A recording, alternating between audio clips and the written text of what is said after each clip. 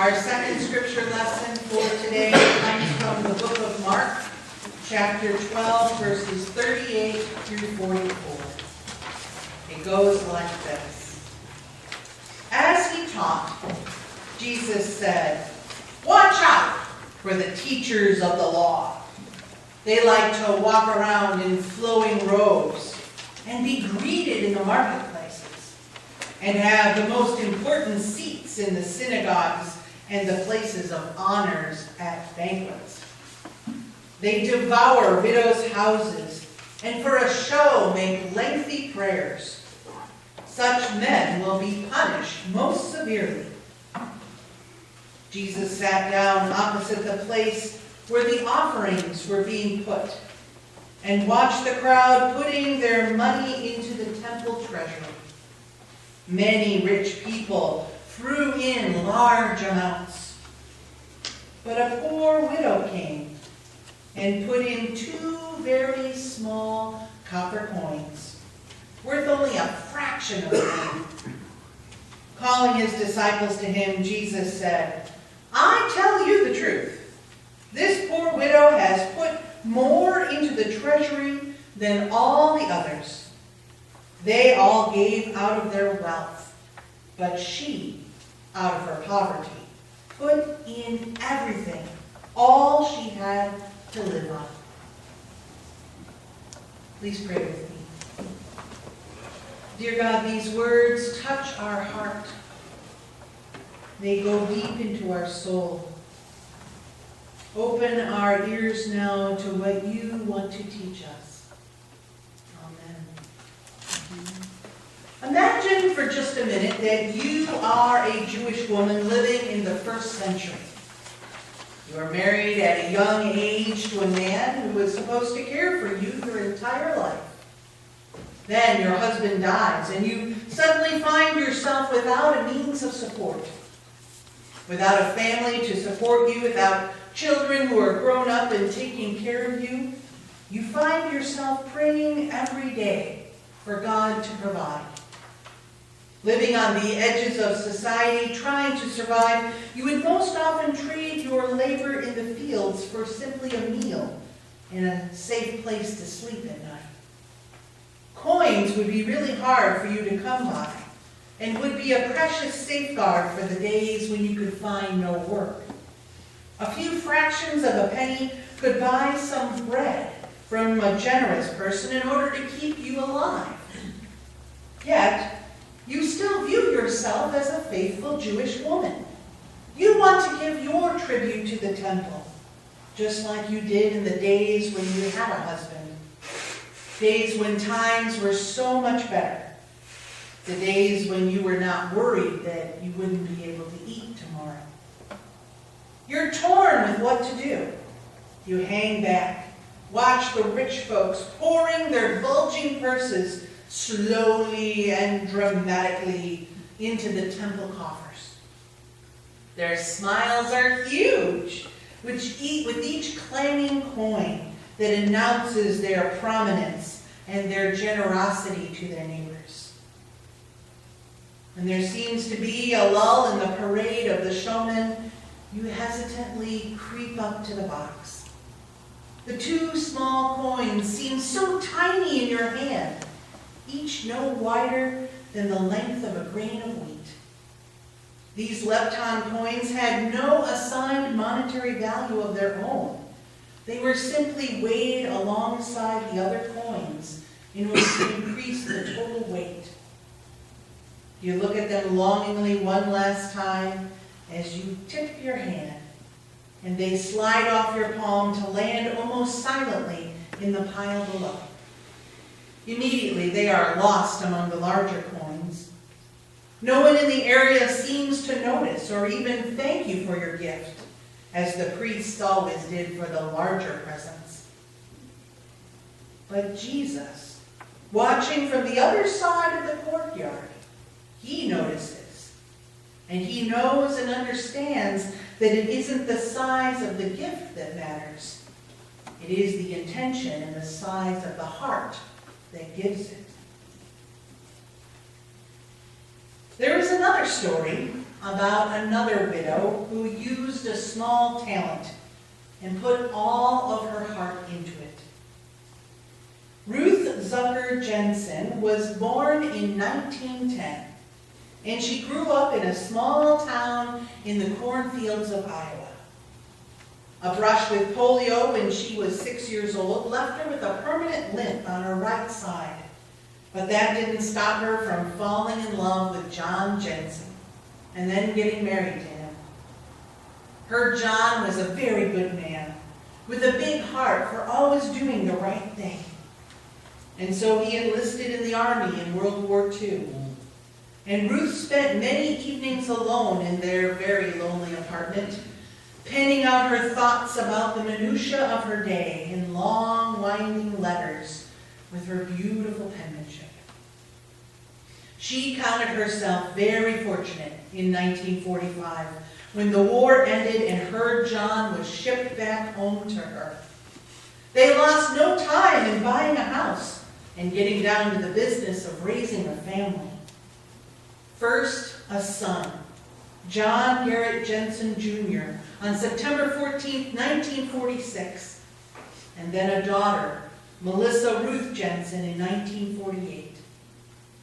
John went into the insurance business with a local firm, and the family lived happily in their small town. They loved going to watch John Jr. play third base at baseball games, and they loved encouraging Melissa's impressive and burgeoning musical talents. All was well with the Jensen family until the draft for Vietnam. On December 1st, 1969, a lottery was held for all young men of conscription age. John Jr. had come home to watch the draft lottery on CBS with his parents that night. With anguish, they watched the TV screen as the first date pulled from the large glass jar was September 14th, John Jr.'s birthday. He would be in the first batch in line to be sent to Vietnam. And even the initials of his name, JGJ, would not move him significantly far down the list. While Ruth was hesitant to let her son go, John Sr. encouraged his son to do his duty to his country. So by January of 1970, John Jr. was gone to war. And by the 4th of July, his body was sent back to the cornfields of Iowa. Things were not so joyful at the Jensen house then, and John Sr. took to drinking heavily after the funeral of his boy.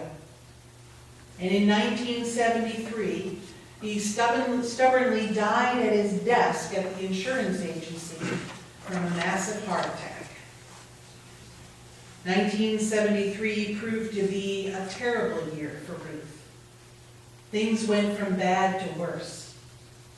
4 months after John Sr. died, her daughter Melissa went to a Village People concert. And then after the concert, she went immediately to heaven in a massive car accident.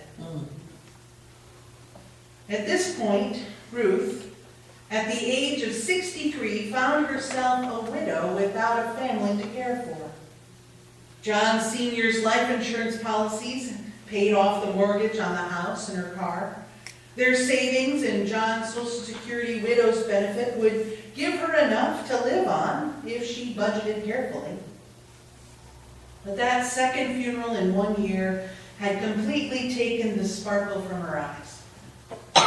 The remainder of 1973 slipped by with Ruth in a fog of grief, hardly knowing or caring about anything anymore.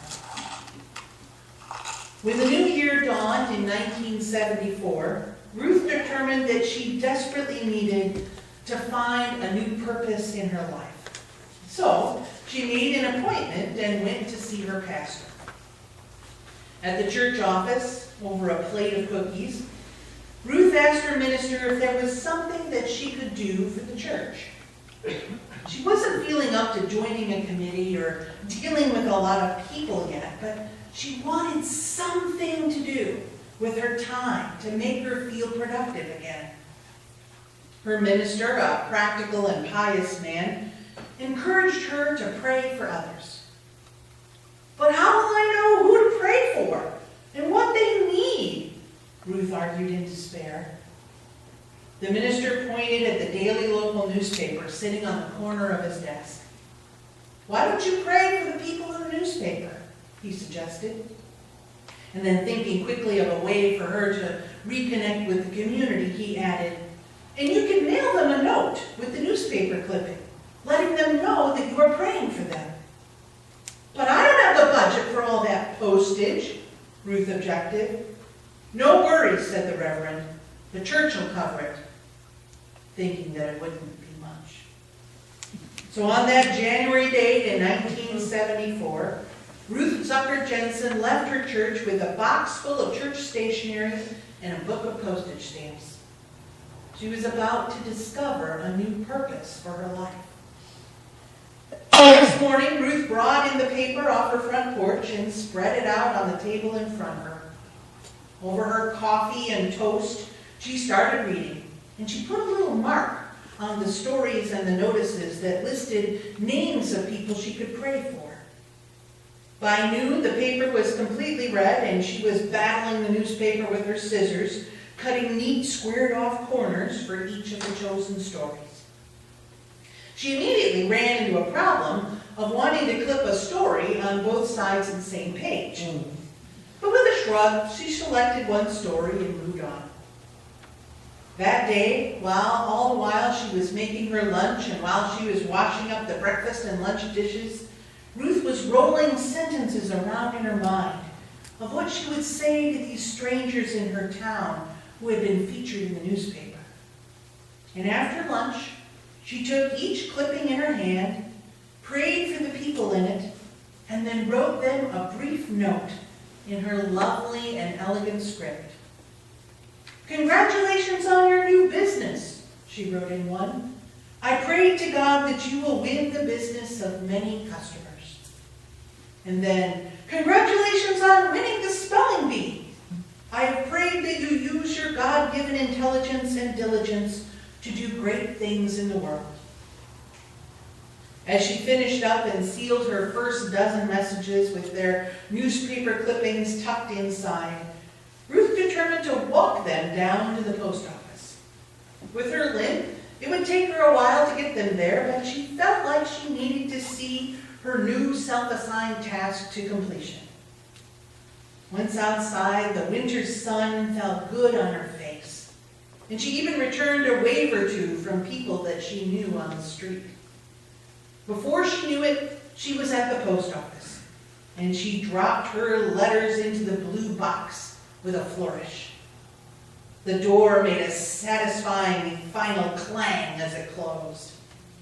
And for the first time in a very long time, Ruth felt a sense of satisfaction with her day.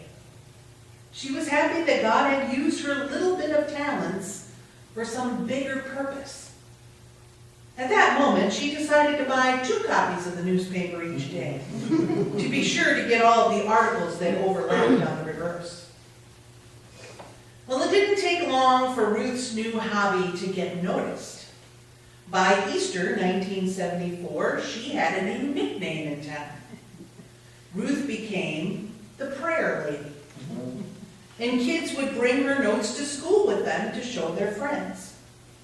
More than one new business owner posted her warm congratulations note on a bulletin board, and a few even framed and displayed her messages with her lovely handwriting. When baseball season started, she ran into a new problem, because 2 copies of the newspaper wouldn't be nearly enough to send everyone in the team photo a message.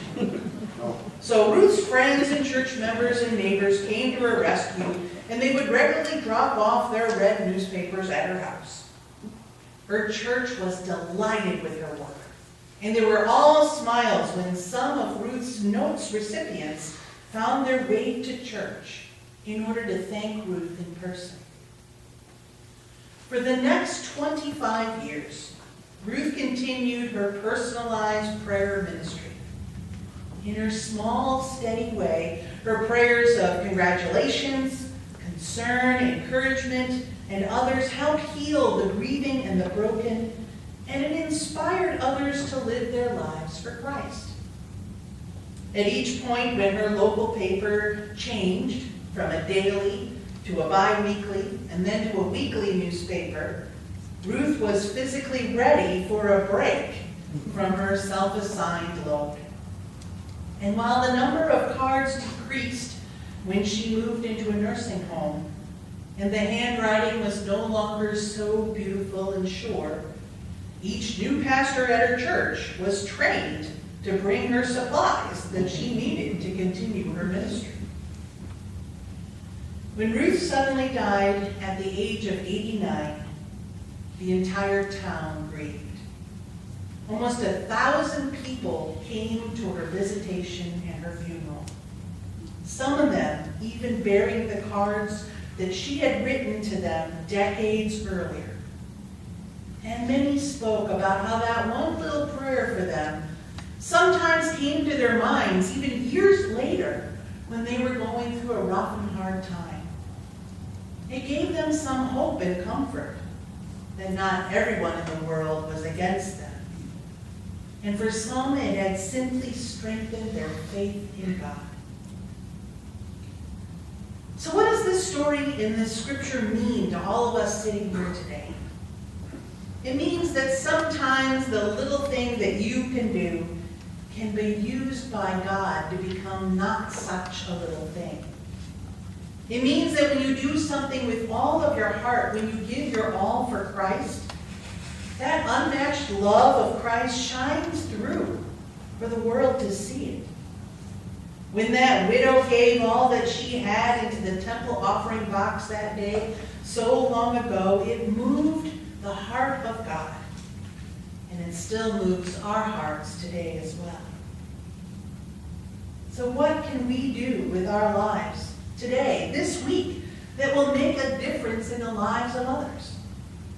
What thing, big, small, almost insignificant, is God calling you to do? How will you bless others with the time, the talents, and the treasure that you have been given? That answer is between you and God.